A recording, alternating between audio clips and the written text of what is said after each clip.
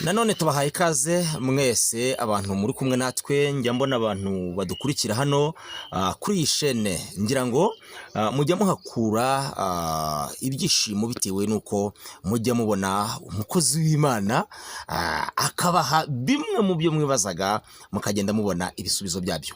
Rero ntabwo ndi butinde kuko nibundi murabona ko kuri screen turamufite, ari kumwe natwe, ari hano ku bwanyu. Namwe rero nimutera agatebe mu bahanga bo ku bwacu kugira ngo dukomeze dusangire ibitekerezo. Mushumba, turongeye turakwakiriye kandi twishimiye kubana nawe. Murakoze cyane, natwe tunejejwe no kongera kuvugana n'abantu n'abadukurikiye namwe mwese. Amina. Amen. Uributsa abantu iyi shene dusanzwe tunyuraho, ariko tunabona no kubwira abantu badukurikiye kugira ngo bana sharing ibiganiro byacu babigeze kure, kuko iyi shene igenda ibonekaho bimwe mu byo abanyarwanda tugenda dukenera, kuko burya abanyarwanda tubayeho kubw'umuco. Yego. Bakore na subscribe, batange comment, bandike, ibyo byose biradufasha, basharinge bigere kuri benshi, kuko iyo ukibonye uri umwe ukakihererana ntacyo ubumariye society burya ubarizwamo cyangwa urimo. Uwo muntu aba ari igisambo. Abarya wenyine. Kuko Yesu aravuga ati icyo umenye kijyane uzenguruka isi yose umenyekanishe n'abandi baryoherwe nkawe. Yego. Kubw'ibyo rero urongera wibutse abadukurikiye, kuko hari abasanzwe bakuzi nk'abanyamuryango, ariko hari igihe twunguka n'abandi bashyitsi bakubonye ari ubwa mbere. Yego. Ibyo ndabyemera kandi urakoze cyane munyamakuru, kuko ni byiza. Hari n'igihe ikiganiro kiba cyiza bitewe n'uwo muganira nkawe, ngire ngo benshi barakumva barakuzi. Yego. Ni ibisanzwe rero. Ikiganiro ubwacyo nyirizina ni ikiganiro ngaruka gihoraho, ubwacyo gifite inyito nziza iryoheye n'amatwi y'ababyumva. Yego. Umuco n'umuryango byo shingiro ryo kumenya Imana. Ni ukuvuga ngo nta muco nta muryango, nta muryango nta Mana. Icyo ni ikiganiro rero gihoraho, nahawe ntegura n'uburyo bwo kugikora, ariko twinjira no mu cyiciro noneho cyo kuba twatangira uburyo bwo kukigisha. Yego. Igitangazamakuru rero barakimenyereye. Umuco Family Gospel TV usa naho kimaze gukora cyane, kuko ngira n'ibiganiro bitandukanye nkorera ku mateleviziyo. Televiziyo ya Yongwe igikora nayikoreyeho, kandi abantu barampamagaraga benshi ntara hirya no hino. Nyuma nza kwimukira ku Zuba, niho nakoreraga ibiganiro byanjye ubu ngubu. Nashushe rero nuhagararamo kubera ivugabutumwa ryo hanze y'igihugu. Yego. Ariko ndashaka gusubiraho vuba. Ni ukuvuga ngo kuri iyi cano wambona, kuri televiziyo naho nzaba mpari, kuko icyo nkeneye ni uko aya makuru ajyanye n'umuryango mu buryo bw'iyobokamana, ajyanye n'umuco mu buryo bw'iyobokamana, bishobore kugera kuri benshi. Bidufashe, bifashe urubyiruko rwacu, bifashe u Rwanda rw'ejo hazaza.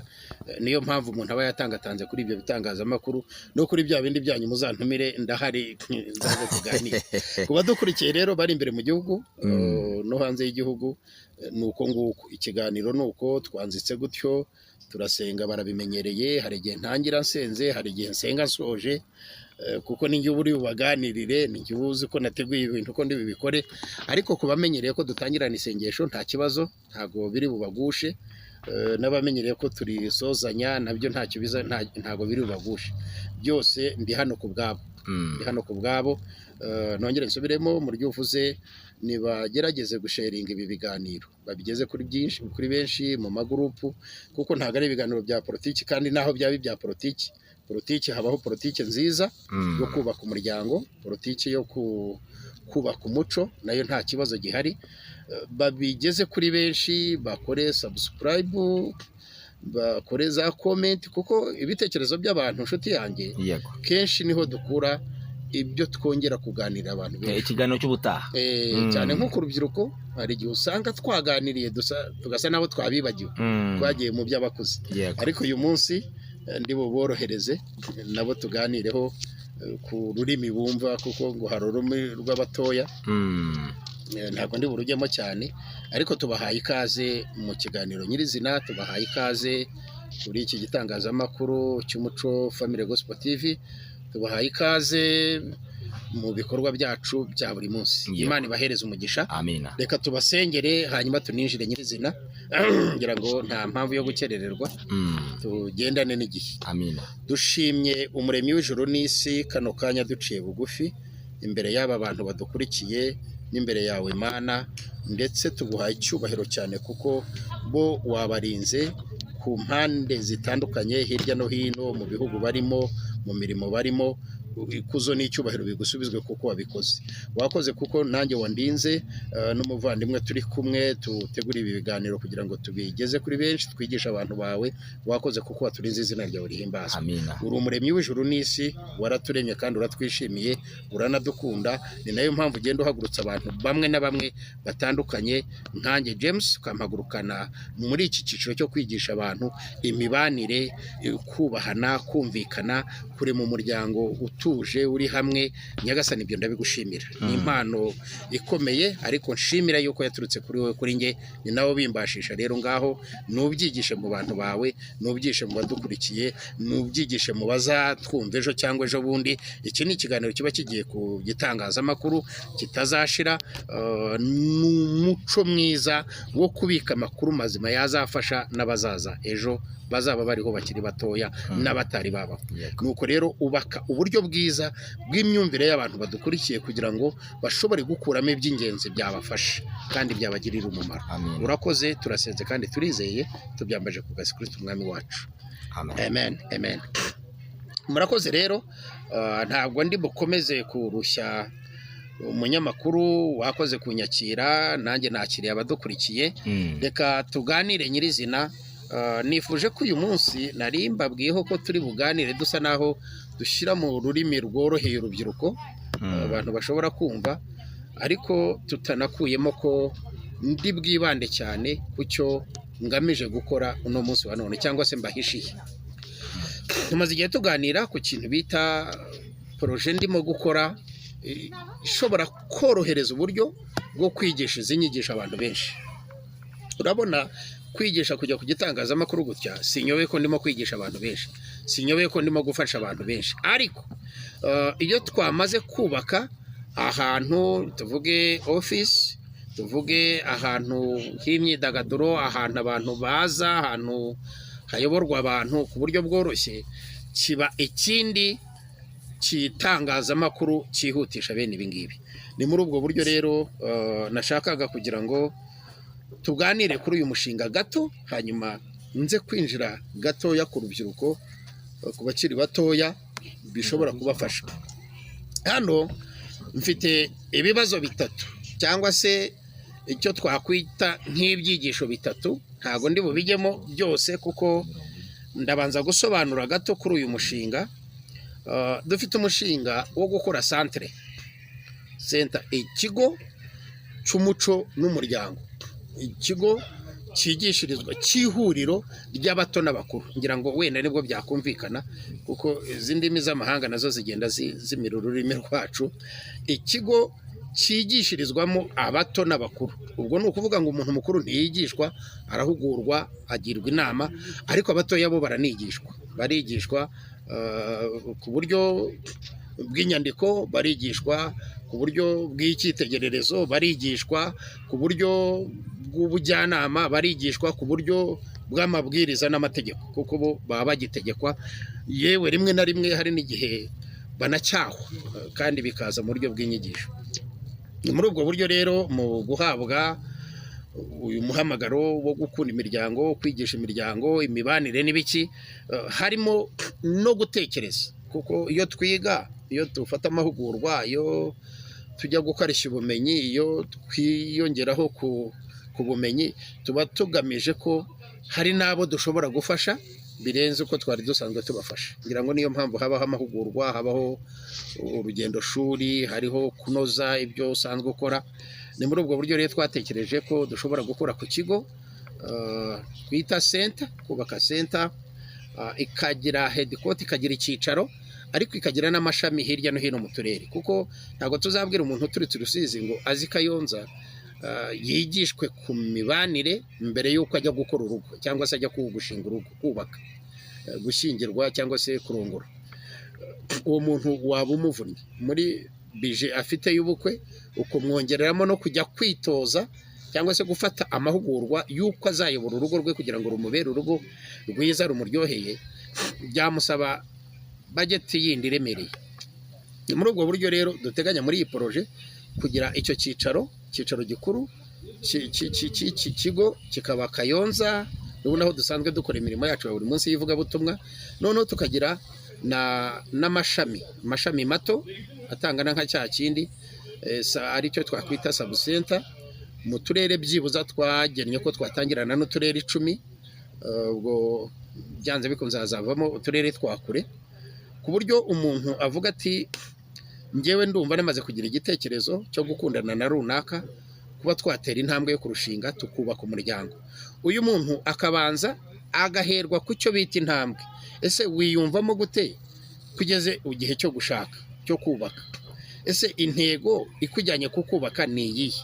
Kuko hari abantu munyamakuru bajya mu kubaka ngira ngo bashingiye ku irari ry'umubiri, ko umuntu yumvishije yakuze arashaka guhura n'umukobwa bagakora imibonano, umukobwa yakuze ibimenyetso arashaka guhura n'umuhungu yatangiye noneho hakaba n'ubundi buryo bwo kubikora ngo birinde ubusambanyi.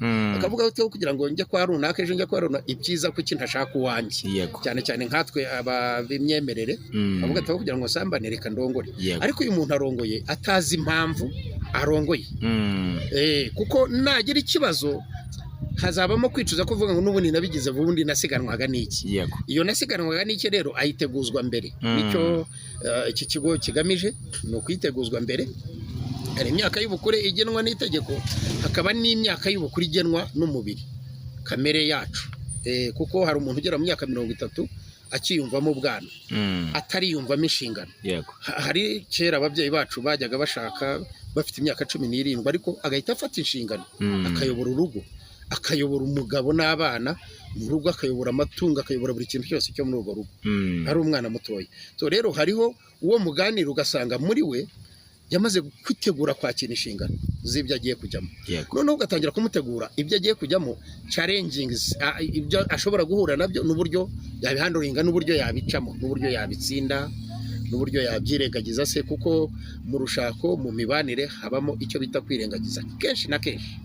Ukavuga ati iki kintu aho kugira ngo ngire gutya reka nkihorere, ku barokore twe turavuga tuti wenda ejo n'Imana izafasha kirangire mu mahoro. Rero niyo mpamvu nari mvuze nti ku rubyiruko uyu munsi nibashaka batega amatwi cyane iki kiganiro baze kucyumva, gisa naho kiri bubafashe cyane.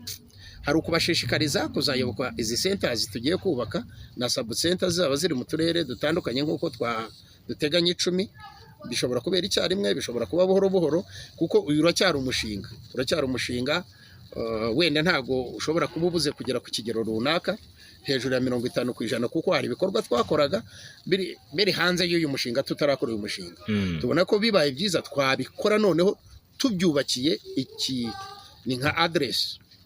N'ubundi twabikoraga iby'ubwunzi, kungaba abana mu makimbirane, none turavuga tuti katwige kuki takwiga projet ishyiraho centre abantu bakajya bamenya aho bahurira, bidashingiye kuyoboka amana cyane ariko bitari hanze yiyoboka amana, bitari muri leta cyane ariko bitari hanze ya leta.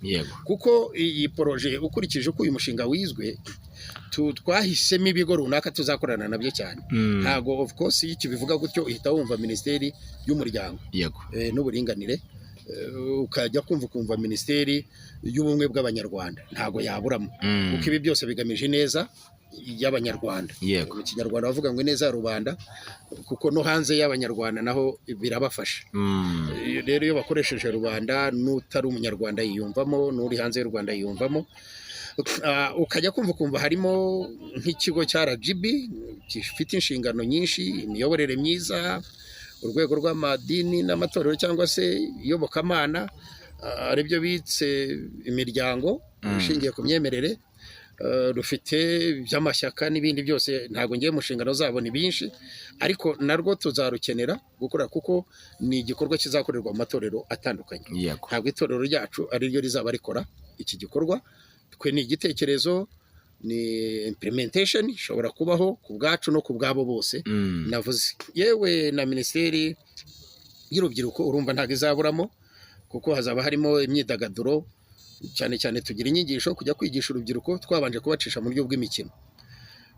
Kera twaranabikoraga mu ivugabutumwa, tugategura nk'igiterane cy'ivugabutumwa cy'urubyiruko, ariko tugatangirana umupira, tugakina umupira, nimba bakina iminota 45 tukaba twakina 30 cyangwa 20 twarangiza bakadandagaza aho ngaho, umwigisha wateguye icyigisho cy'uwo munsi akaba arahari.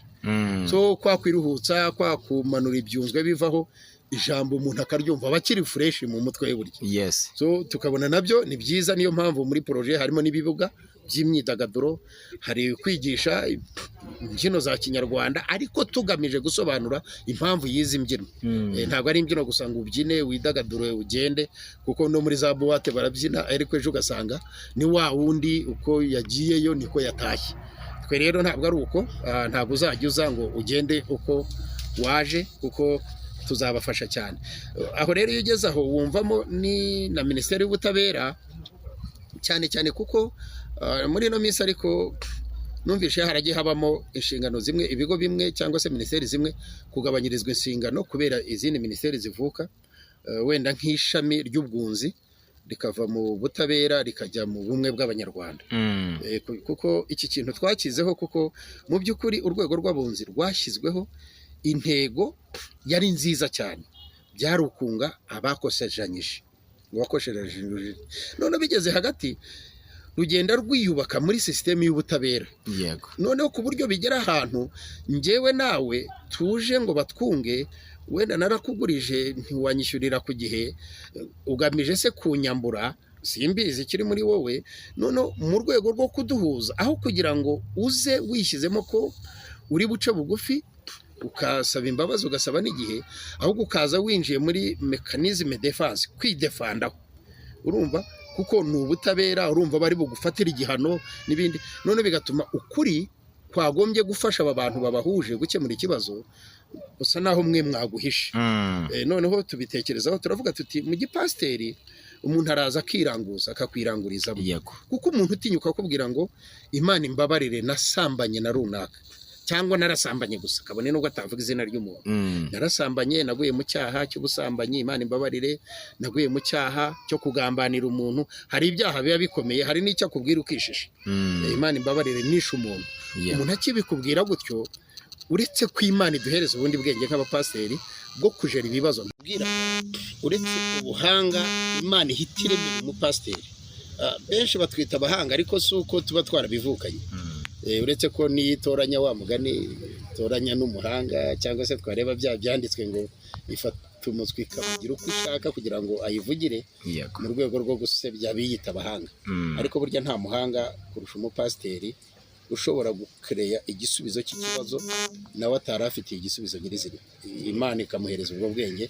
Niyo mpamvu rero nari nkubwiye nti ni Imana ihita kuremera igisubizo, kuko umuntu kuvuga ngo ndihana kuba narishe umuntu, mu by'ukuri uretse kuba wahamagara nkamurangira muri RIB kavuga uti tabara hano ndi kumwe n'umwicanyi, waba ukemuye ikibazo kimwe, kuko wenda uyu muntu RIB yaramubuze, ariko waba uteje ikindi kibazo cy'abazihana ejo hazaza.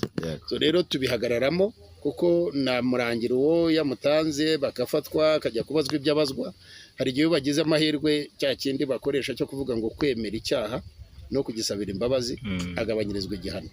So uyu muntu rero yemeye icyaha akanakihana, hari icyo tuba tugabanyirije leta, hari icyo tuba tugabanyirije inkiko, ko n'urukiko rugize amahirwe nuko yaza akemera ibyaha bakamwungana bariya. Rero icyo nari nkivugiye ko uru rwego rw'ubwunzi abantu barubonye muri context itariyo, babonye nk'itegeko, babibona nk'urukiko, ntabwo babibona ko ari uburyo bwo kunga abantu no kubabanisha, kubabarirana no guharirana imyenda.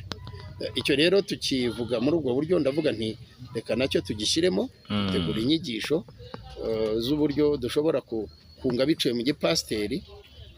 Niho hazamo amatorero yose, ko hahugurwa abakuriye amatorero mu turere, batanga amatorero, agatanga abantu bashobora kwiyumvamo uwo muhamagaro, bagahugurwa, bazakora icyo gikorwa cyo kunga abantu binyuze mu rwego rw'itorero. Rero urumva poroje ni nini, isaba izindi imbaraga, koko nk'uko tubivuga, dushobora gufashwamo na leta, dushobora gufashwamo n'amatorero, imiryango itegamiye kuri leta ifasha mvamahanga se. Rero twarenze ibitekerezo turenga kubisengera ko ni uguhoraho, ariko hari icyo uba ufite nk'icyifuzo cy'igisengera, noneho twinjira mu buryo bwo gukora poroje turayikora, turayinonosora uburyo bw'igitabo, noneho hakurikiraho icyiciro cyo kuyikosora no kuyiganiriza abashobora kutwumva badushyigikira. Rero turi ku cyiciro noneho cy'uburyo bwo kwagura ubutaka poroje ishobora gukoreraho, nk'uko nakunze kubibabwira ko izagira subcenters 10 cyangwa se mu turere 10 dutandukanye. Turi ku cyiciro rero cyo kuvuga tuti icyicaro nikimara kuboneka ubutaka bwagutse, kuko ubutaka dufite ni butoya, ni nayo mpamvu dusenga dusaba n'Imana ngo ifungure imitima y'abadukurikiye, ifungure imitima y'abiyumva mu buryo bwo gufasha kurengera umuryango. Kurengera umuryango harimo kurengera umwana, kurengera umuryango harimo kurengera umugore, kurengera umuryango harimo kurengera umwana w'umukobwa bababyarira iwabo, kurengera umuryango harimo ibintu byinshi. Hari iyi mishinga ifasha muri ubwo buryo, ari ku ruhande rwa leta nk'iyi minisiteri y'uburinganire cyangwa se y'umuryango, batwumve, badufashe, bashyigikire iki gitekerezo cyangwa se iki gikorwa, kuko byavuye mu gitekerezo. Ariko hakabamo akandi kantu kamwe nshaka kugira ngo wenda mvugeho gatoya, ntari busobanure kuko navashe uburyo bwo gusobanura kuri poroje mu ncamake. Hari ishami rimwe riri mu buryo bwo guhuza, ariko ikintu gisa naho kiri danger, kandi ubushakashatsi nge nakoze, wenda na bagenzi banjye bake bashobora kuba baranyumvishije kumfasha muri ubwo buryo, bushingiye kuri generation iza. Iki ni ukuvuga ngo ikibyarirano gikurikiye, ariko iryo jambo bisa naho ritavugitse neza mu Kinyarwanda. Ni ikiragano, exactly ikiragano gishya cyangwa se kizaza. Turi muri 21 ngire ngo, ariko dufite ikindi kiragano turimo twubaka uno munsi wa none cy'abana bacu bazadukurikira, kirimo ikibazo gikomeye cyane. Sinzi nimba leta ireberera byose, izi byose, ibifite n'ubushakashatsi buhambaye kurusha ubwacu, ariko iki kintu ndakivugaho, n'undi cyumva nkanjye zakivugaho, na leta izakivugaho. Uyu munsi dufite ikibazo gikomeye cyane. Twahoze tuvuga kuri ibi biyobyabwenge birimo kwica abantu, ariko hari n'ikindi barimo kwirengagiza, nacyo twashyize muri iyi poroje. Dushaka gutangira kucyumvikanisha, icyo ni kimwe, ariko n'uburyo bwo kubaka uburyo bwo kugisenya cyangwa se kugica intege, kugira ngo ejo hazaza iki kiragano cyacu cye kuzahura n'ibibazo byinshi. Ibyo dukora byose, ibyo leta ikora, aba ari ugukumira ibibazo byazaba byinshi mu bazaza cyangwa se mu bakiri batoya. Icyo kintu ni iki?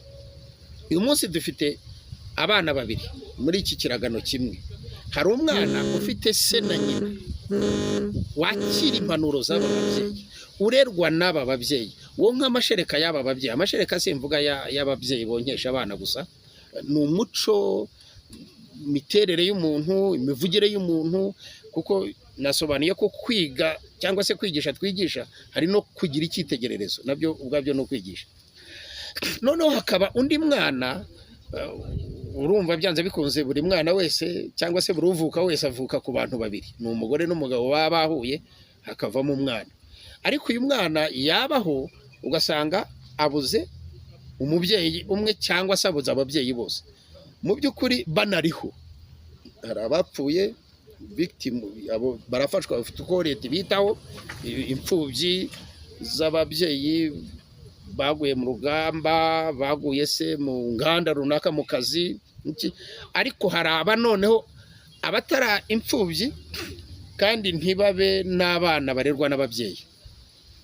Hari ijambo ngire ngo ry'Ikinyarwanda rikoreshwa, ariko naryo ritafitinga neza kuri aba bana, kuvuga ngo ikinyendaro ni umwana ngo uba waravukiye iwabo ise atagaragara. umukobwa atewe inda, abakobwa b'abangavu, ni ibibazo leta tumaze iminsi irwana nabyo twumva tuyigezaho. Harimo rero aka kantu k'uyu mwana wavutse ariko ntamenye se, hakaba n'igihe na nyina atamumenya. Kubera iki? Umwana w'umukobwa yamubyaye, yego ise ntamuzi cyangwa se aramukeka, arirutse amufashije nyina, ubwo ni nyirakuru w'uyu mwana wavutse. Arirutse kubera ipfunwe ryo muri karitsiye hariya dutuye ku cyaro n'iki, arahunga imvugo, agiye gushaka ubuzima. Rimwe na rimwe abayeyo igihe, hari utwo yohereza dufasha mama we gufasha wa mwana we, hari n'utabyohereza akagenda akanaburirwa irengero. Ariko twivugire kuri aba bantu wenda bagifashwa. Uyu mwana arakura areba nyirakuru ari we yita mama. Rimwe na rimwe nyina nyirizina wa wundi wagiye kujya gushaka utuntu two gufasha umubyeyi kurera uriya mwana, yanaza akamubona nk'umuvandimwe we, ntamubone nka mama we. Mama we n'uyu.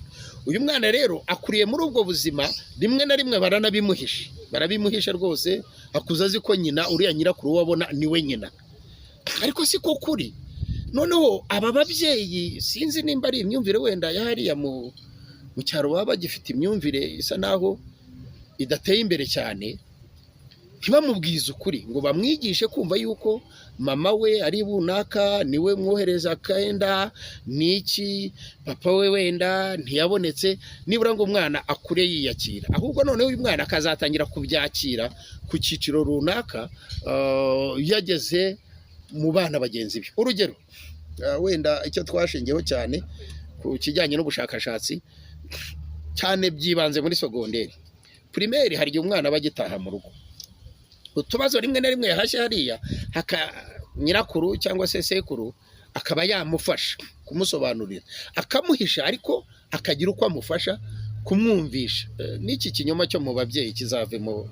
By the way, turasaba kugira ngo ababyeyi badukurikiye bajye bareka kubeshya abana, kuko uramubeshya none ariko ejo ntuzamubeshya. Uramubeshya none, ejo amenye ukuri, asigare mu ihurizo ryo kumenya ukuri ko yimenyeye n'ukuri ko nyirakuru yamubwiye kandi atagihari ngo ajye kumusobanuza. Ni byiza rero ko aba bana tubaganiriza. Noneho aba bana bakaba ari babiri. Kuri sogonderi ubushakashatsi njyewe nakoze, nabonye bigera ahantu umwana ufite ababyeyi bombi bari ku ishuri, yatsinze, leta nta kitakoze, uwatsinze wese ariga kuri leta y'u Rwanda. Nk'abari hanze bo wenda bananyumve cyane, watsinze uriga, watsinzwe ushobora kuguma mukongera ukagerageza, ushobora kujya mu myuga ugakora ikindi kikoroheye, kuko ikintu kiga ari kimwe ntago biba bihuye n'igihe gihuza amasomo atandukanye. Tuvuga ugiye kwiga ubukanishi, ariko hari aho wabwigaga ukiga n'ubuganga byose, ariko iyo wamaze gufata kimwe birashoboka ko wa mwana watsindwaga ashobora gutsinda kuri iki cyiciro. Leta rero yamaze kubafasha kugera kuri sogonderi. Ntirobanura, ntabwo ivuga ngo uyu ntafite ababyeyi ariga mu ishuri rye, uyu nguyu n'uwo mu bakire ariga mu ishuri rye. Oya, ishuri ni rimwe. Bagezeyo rero, wa muntu ufite ababyeyi bombi, wa mwana ufite ababyeyi bombi yasuwe ku cyumweru gisoza ukwezi. Igihembwo bwacyo kiri mu mezi nk'atatu. Ikindi cyumweru gisoza ukwezi, wenda ubwo ni porogaramu y'ishuri y'ikigo bigaho, mama we aramusuye, wa wundi ntafite umusura. Wibuke ngo nyirakuru yamupfunyitse 1000 wenda cyangwa 2, aravuga ati uzarye neza, ube inshuti n'abandi, yewe no ku ishuri nta kibazo afite. Aba bana barasangira, baba beza cyane. Burya abantu iyo bari uhuriye ku kintu kimwe ubona bahuza ubuzima vuba. Tuvuga nk'abanyeshuri mu gisirikare se n'ahandi hose, abantu bafite icyo bahuriyeho usanga bubaka ubushuti budasanzwe. Rya jambo rero riri bumukomeretse cyane, n'abana bamubaza ngo ese wowe mama gusura ryari, kuki mama atagusura? Uyu muntu agatangira gutekereza kuri nyirakuru. Ari defanda, afite ubushobozi buke, arakuze, noneho kazama kantu se umuntu ungana kuriya yakubyara. So reka mpine mvuga ngo akura atangiye kugira ikibazo cyo kuvuga ngo ese kuki njyewe nta mubyeyi nsura? Nave ku ishuri agere mu rugo rero atangire yatake nyirakuru, avuge papa kuki njye atansura.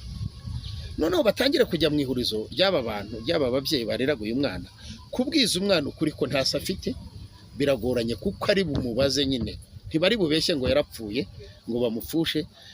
Mbese ugasanga hari icyo kibazo rero gikomeye cyane. Ndacyakomeje ubushakashatsi kuri cyo kugira ngo ngire n'icyo nagikoraho nyirizina, nuko mba mbaze kugera ku cyiciro runaka cy'ubushakashatsi bwanjye kuri iki kibazo, n'inama ashobora kugitangaho, n'ibyo byo kukijyana muri iyi poroje nabyo ngomba kuba hari icyo natekereje cyafasha gukemura ikibazo. Burya ni nacyo kigorana cyane kuruta ko wamenya amakuru kuri iki kibazo, ariko uburyo bwo gukemura iki kibazo, ibitekerezo, inama, amakuru n'umuti nyirizina niwo tuba tukirimo gushakisha. Ndavuga rero hatangiye kuba ikibazo ku masogonderi, aho umwana umwe ko atangira kumenya ko inyina ya mwanzi, hari abamuzi bari bumubwire bariya ntabwo ari bo babyeyi bawe, umubyeyi wawe tuzi nyoko yarakwanze abahanaha.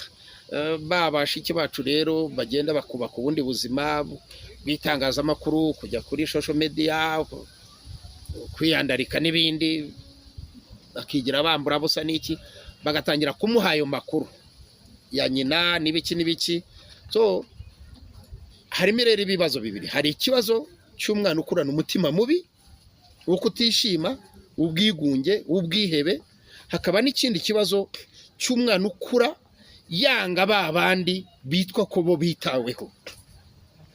Twibukiranye ko aba bana bombi bazava ku ishuri bajya ku isoko ry'umurimo ari kimwe.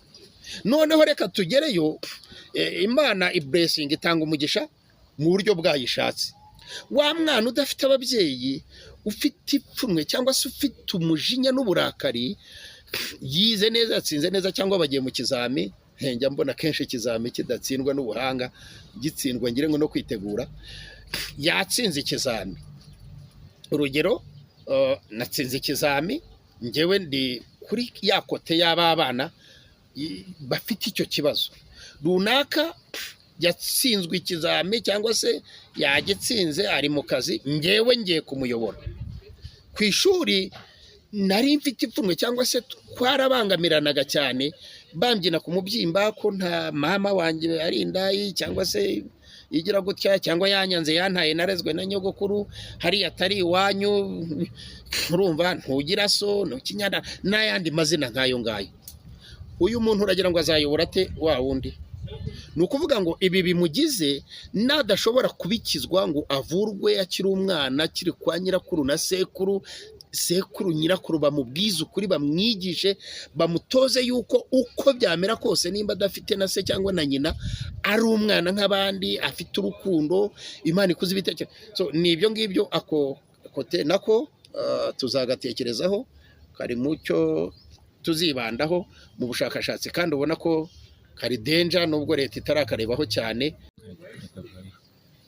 Urambona nicyo navugagaho, ubushakashatsi niba leta itarabikoraho cyangwa se ibikoraho ikabikiga, ariko aka kantu ndasaba leta y'u Rwanda, yumva cyane, yumva ababyeyi, ndasa n'utabariza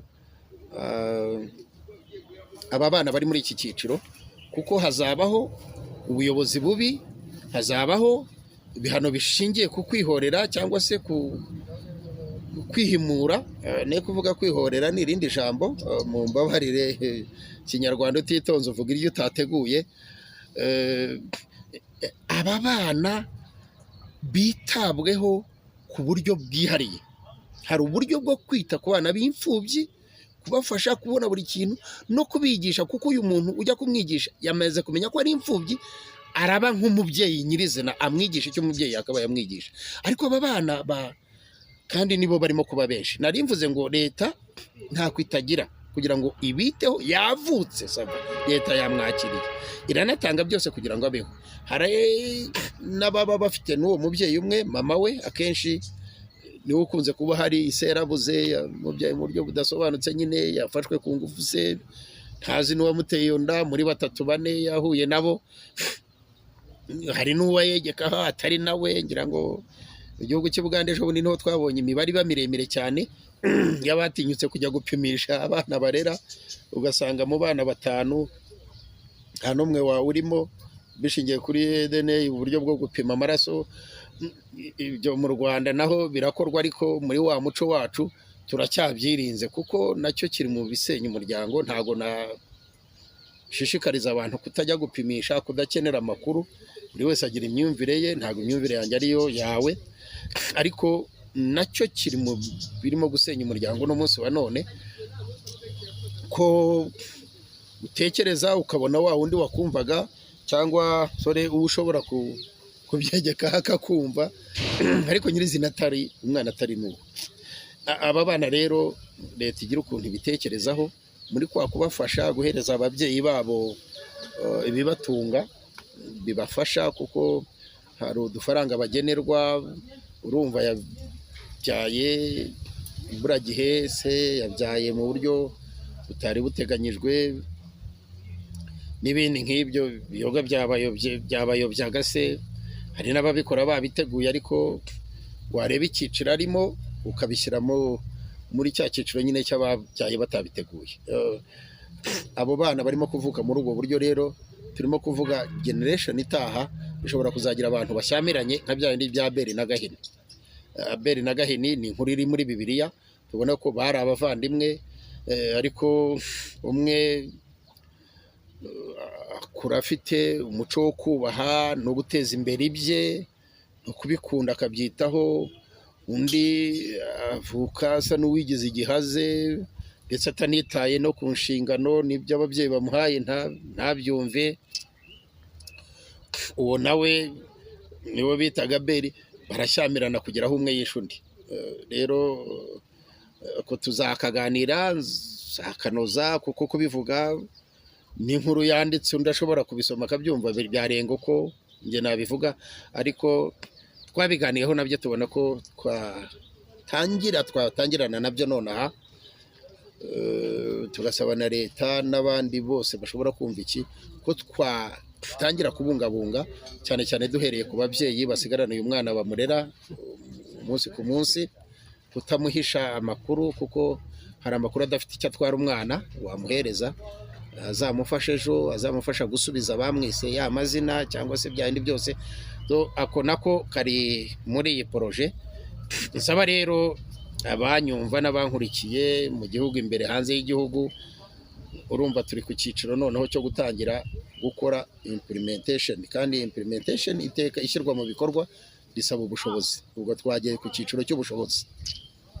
Hari ubushobozi mu buhanga mu kubikora neza, hari ubushobozi mu buryo bwa financial bw'umutungo, hari ubushobozi mu buryo bwa management yabyo, kuko ntabwo ari ikintu cyanjye gusa nka James, ni uburyo bw'ivugabutumwa nabwo bwagutse, kandi iteka ubona ko ibintu by'ivugabutumwa bari iby'abantu rusange. Uretse kuba habaho itsinda runaka ribihagarara kugira ngo bidasenyuka, bitangirika, bidakorwa nabi, ariko aba ari iby'abantu rusange. Nkaba rero nsaba ko uwunkurikiye, uwunyumva, turi kuri iki cyiciro cyo kwagura ubutaka, turi kuri iki cyiciro cyo kubona ibyangombwa bigenwa n'igihugu kugira ngo byubahirizwe. Ushobora kuba uri muri icyo cyiciro cy'abagena ibyangombwa ukatwumva, ushobora kuba uri muri icyo cyiciro cy'abatera inkunga, support mu buryo bw'amafaranga, mu buryo bw'ibitekerezo. Tuzakenera abarimu, izo minisiteri twavugaga n'ibyo bigo bizajya biza gutanga amahugurwa, inyigisho. Nsoreze rero kuri aka kantu k'urubyiruko navuzeho ntaruka, ariko n'ubundi ntabwo nabivuga byose. Kubategura, hari uburyo bwinshi butandukanye iyi centers izadufasha gukemura muri society yacu nyarwanda. Center rero turaza gukora mu buryo bwo ku mateleviziyo nk'uko nababwiye, no kuri iyi channel tuzane amashusho, ibirango bizaba bigize, ariko muri make hari n'ibyo dufite tutari bwerekane none, ariko mu kiganiro cy'ubutaha tuzerekana ibirango, igatangira ikamenyekana igishushanyo cy'uko sente zubakwa, nuko nacyo cyamaze gukorwa, ari nacyo cyagaragaje ko ubutaka ari buto, dukeneye kwagura ubutaka. Izina wenda kuko twamaze kumva ko ari umuryango, ni FCC, Family Strengthening Center. Ni ukuvuga ngo ni ikigo kigamije gukomeza imiryango, cyangwa se ikigo gikomeza imiryango. So tuzabivugaho rero mu buryo burambuye, ariko abankurikiye nonaha nasaba isengesho, ubuvugizi, no kubyagura cyane kugira ngo benshi babyumve babimenye, bazanakiyoboke baze bige. Uwiyumvamo impano yo kuba yaba umwarimu wigisha icyiciro runaka, wazana ubushakashatsi bwe tukabuganiraho bugashingirwaho, ni byinshi bisabwa. Ikigo ni ikigo nyine, mwatwegera turahari mu buryo bwa aderesi. Hari Kayonza hariya Rwinkwavu mu itorero Disciple National Pentecost Church DNPC, niho birimo gukorerwa, ariko ntabwo ari iby'itorero, bizakorana n'amatorero yose n'abanyamadini bandi banyumva. Hari amahuriro y'amadini n'amatorero za RICS ku rwego rw'igihugu, ku karere, ku murenge. Tuzagira ibikorwa byinshi. Rero turasaba ngo mudusengere, mutange ibitekerezo, mutange ubwunganizi, ariko munadushyigikire.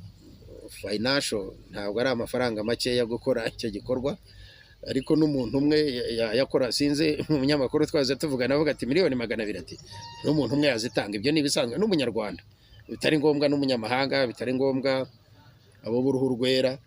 Hari n'uwayatanga, hari uwakwiperefera kwagura ubwo butaka. Aho twagurira harahari, igiciro twamaze kukiganiraho, gutangira poroje y'uburyo bwo kubaka, igishushanyo kirahari. Ushobora gukora sale gusa, ushobora gukora dormitory, amacumbi, ushobora gukora office, kuko byose bigize icyo. Ushobora no gukora uburyo bw'ikibuga imikino, ko byose bifite igice bigomba gukorerwamo. Biterwa n'uko wumva ushobora gushyigikira umuryango, society nyarwanda. Ariko ni ikigo gishobora kwakira n'abaturutse hirya no hino. Twakoze ingendo shuri za Tanzania, hehe hirya no hino, Kenya n'iki, kugira ngo twegeranye uburyo bwo kubikora. Rero nahawe, wowe unyumva unkurikiye, nahawe wowe ufite iyo mpano, nahawe wowe wumva ushobora gusapotinga ko iki kigo cyagira umusanzu gitanga ku gihugu cyacu wo kunganira leta nk'uko isanzwe bikora. Imana iguha umugisha kuri byose. Nomero yanjye ihoraho ni 0788 47 8389. Ni Karemera James, ndi umupasiteri. Nkunda perezida wacu niwe uvuga ati, ikiganiro cy'ubushize avuga ati muzaze mubaze nimba inkunga yanyu yarakoze icyo yagombaga gukoreshwa. Ndahari ko dushobora kwita kuri icyo gito wakora cyakora umurimo cyagenewe. Icyo ni icyo mbizeza, kandi rimwe na rimwe hari ibyo umuntu avuga yiyiziho, wenda n'abankurikira n'abandi n'abo tubana mu bundi buzima ashobora kubyumva. Tuvuze ngo gito watanga kizakora icyo cyagenewe gukora. Izo ni impungenge nabamara cyane, kuko hari igihe usanga rimwe na rimwe abanyamadini tugira intenge y'uko kwakira inkunga zigamijwe gufasha ikintu runaka ntaba ariho gikora, tukagishyira mu yindi mishinga wenda nayo ifitiye umumaro rubanda. Ariko mu by'ukuri ibyo ngibyo Imana izabidufashamo, tuzabigendanamo neza. Reka mbashimire rero mwebwe abari bankurikiye muri imbere mu gihugu no hanze y'igihugu. Imana ibaho umugisha, tubisengera, tubishyira mu bikorwa.